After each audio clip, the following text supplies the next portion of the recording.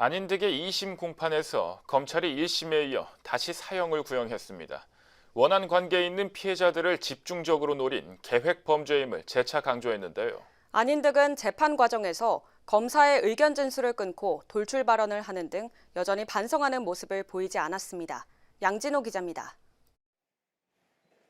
11분 사이 11명을 공격하고 그중 5명이 목숨을 잃었다.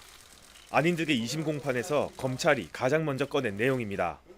실제 안인득은 사건 당시 자신의 집에 불을 지른 뒤 대피하는 주민에게 흉기를 휘둘러 5명을 살해하고 4명을 살해하려 했습니다.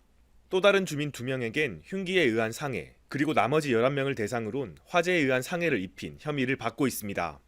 검찰은 범행 대상을 선정하고 도구를 준비하는 등 사전에 치밀한 계획이 있었다는 점을 1심에 이어 재차 강조했습니다.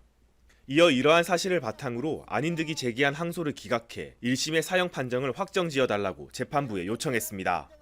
이에 대해 안인득은 어처구니가 없다, 황당해서 말이 나오지 않는다 등의 반응을 보이며 전혀 반성하는 모습을 보이지 않았습니다. 특히 그는 해당 사건은 자신이 받은 불이익에 뒤따른 오해라고 강조했습니다.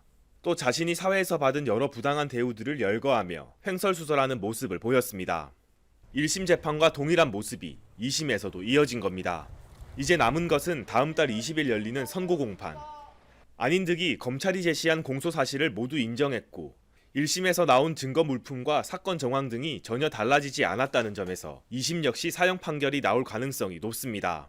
다만 안인득이 재판 과정에서 보여준 혼란스러운 모습과 사건 직후 공주치료감호소에서 진단을 내린 조현병 소견이 비중 있게 다뤄질 경우 감형될 가능성도 열려있는 상태입니다. 1년 전 사회 전체에 큰 충격과 슬픔을 안겨준 진주 안인득 사건. 검찰은 2심 재판 마지막 발언으로 1심의 사형 판결이 우리 사회가 도저히 용납할 수 없는 범죄에 대한 선언적 의미가 있다고 전달했습니다. SCS 양진호입니다.